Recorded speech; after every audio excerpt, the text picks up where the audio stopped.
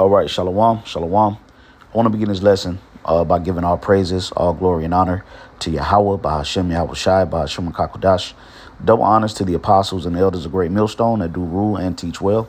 And as always, peace, love, and many blessings unto the elect. All right, it's your brother Atazawam coming back through the spirit and power of Yahweh, by Hashem, Yahweh Shai, with another lesson. Lord willing, I do hope and pray that it's edifying.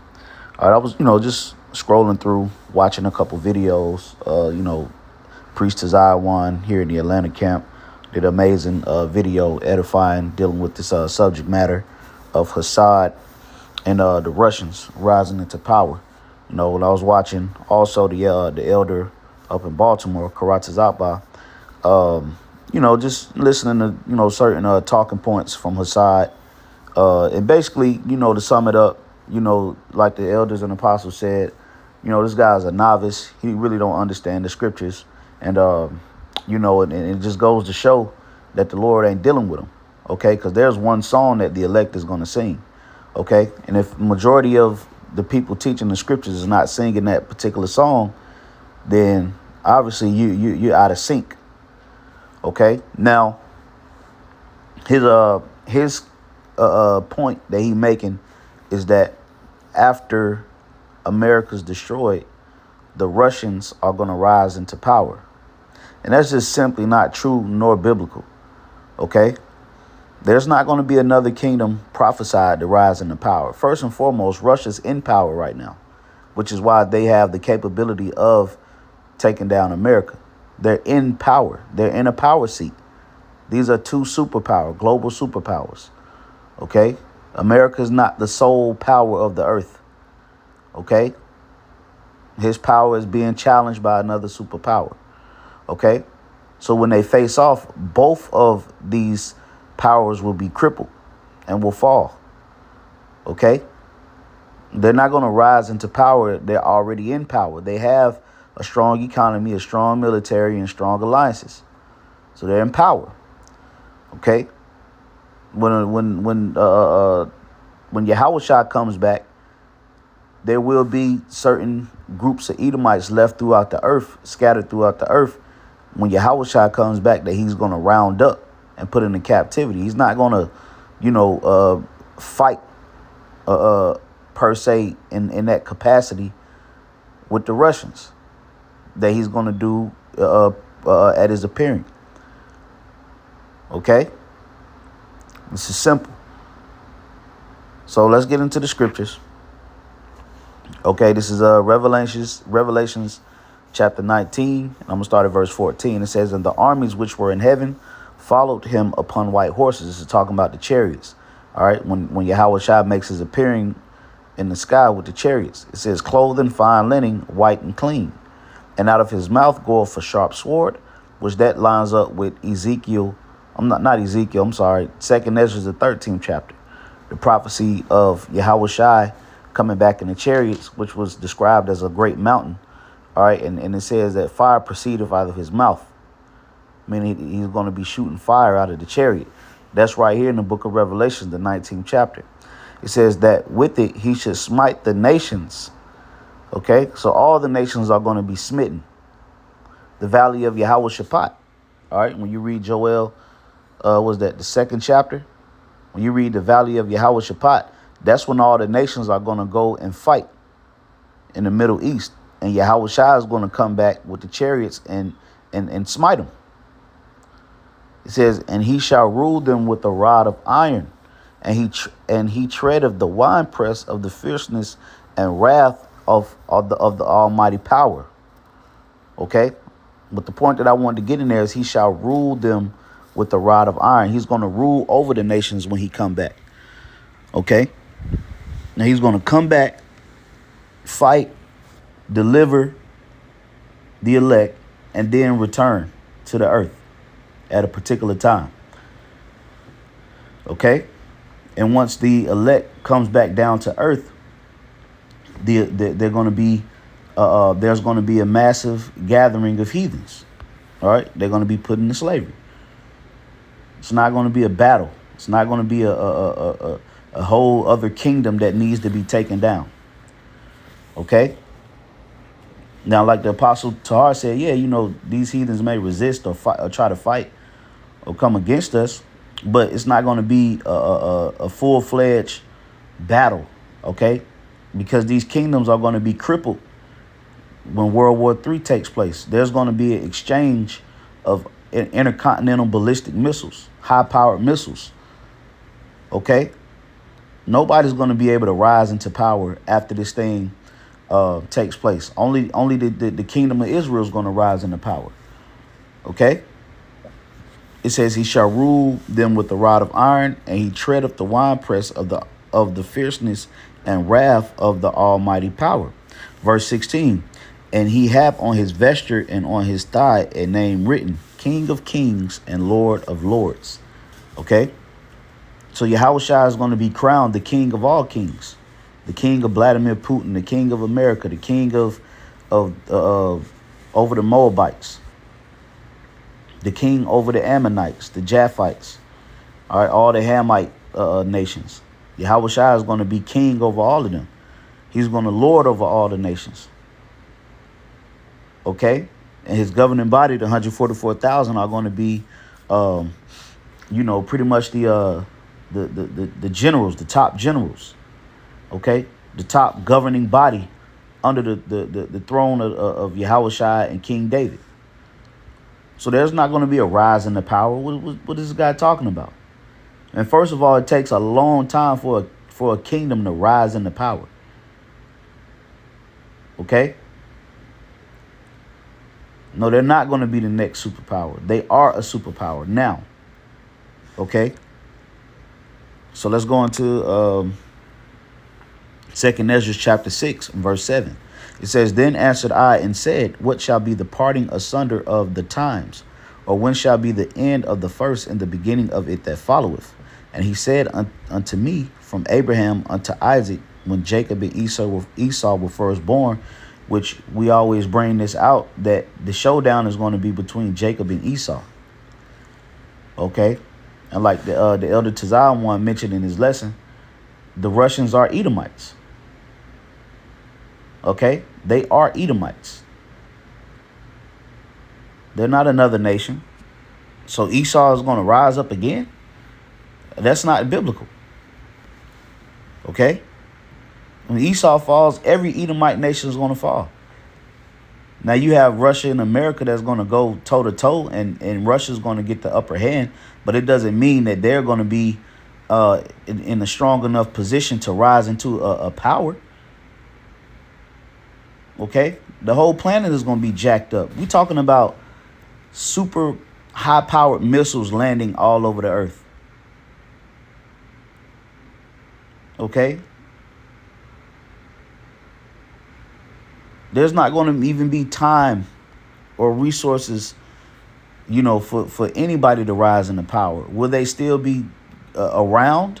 Yeah, because you got Edomites in underground bunkers. You got certain government officials that, that's going to, escape or get away from that judgment.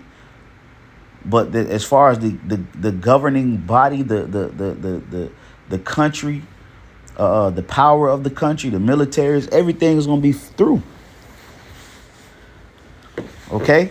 Not only is America going to get nuked, certain parts of other major cities are going to be nuked. Throughout China, okay? Certain parts of Russia is going to get hit. Certain parts of Europe, Africa, okay? It's going to be a world war. All right? It says, he said unto me, from Abraham unto Isaac, when Jacob and Esau were born of him, Jacob's hand held first the heel of Esau. For Esau is the end of the world, and Jacob is the beginning of it that followeth. So Jacob is the only nation prophesied to rule after the fall of Esau. Okay? So America's fall is also the fall of all Esau. It's Amalek's fall. It's Teman. All of the different dukes or fashions or tribes of Esau are going to go down too. Okay? Nobody's going to rise into power after the destruction of America but the elect. Now, like I said, there will be heathens still on the earth. There will still be Edomites on the earth. But the power structure of Esau's kingdoms, whether it be BRICS or whether it be NATO, are going to fall. So Jacob is going to be the only one to rise into a position of power. Okay? The other nations are going to be around, still, wherever they are. They're going to still be around to be gathered up and put into captivity. Now, like Apostle R said, now, yeah, we will probably be met with some resistance, but it won't be resistance from a superpower. Okay? In Ezekiel the 39th chapter, all of the weapons and things like that are going to get destroyed. Okay? The elect is going to, matter of fact, let me get it.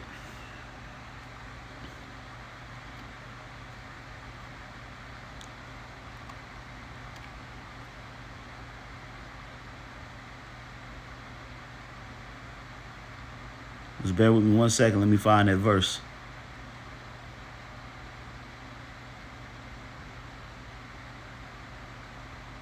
Yeah, Ezekiel 39:9. And they that dwell in the cities of Israel shall go forth and shall set on fire and burn the weapons, both the shields and bucklers, the bows and the arrows and the handstaves and the spears, and they shall burn them with fire 7 years.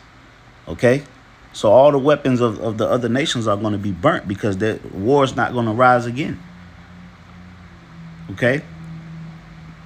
So if there are any areas throughout the world where these other nations might have had weapons or maybe got some missiles that they didn't launch, okay, or use, or, certain vehicles, jets, aircraft carriers that might still be around, okay, upon the return of the elect, then guess what? Those things are going to be destroyed. So they're not even going to be able to use them. Okay? So no, they're not going to rise. Like I said, they're not going to rise into power. They're already in power. Okay? They're already a world power. Okay? Which gives them the capability of even thinking about taking down America. So how they going to be the next superpower? And they are a superpower. Okay? It says, and they that dwell in the cities shall go, Salaki, verse 10. So that they shall take no wood out of the field, neither cut down any out of the forest. For they shall burn their weapons with fire, and they shall spoil those that spoiled them, and rob those that robbed them, saith the Lord. So there's going to be a taking of the spoils. There's not going to be a whole nother war. Okay?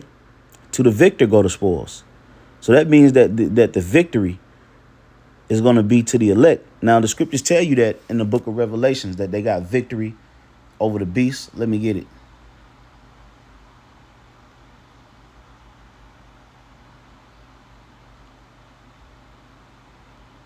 All right, Revelations 15:2. And I saw as it were a sea of glass mingled with fire, and them that had gotten the victory over the beast. Now, the victory means a win, to triumph.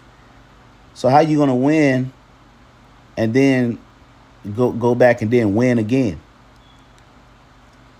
Once the beast is taken down, that's it. That's the victory. There's not a second victory that the Bible speaks about. Esau's the end of the world.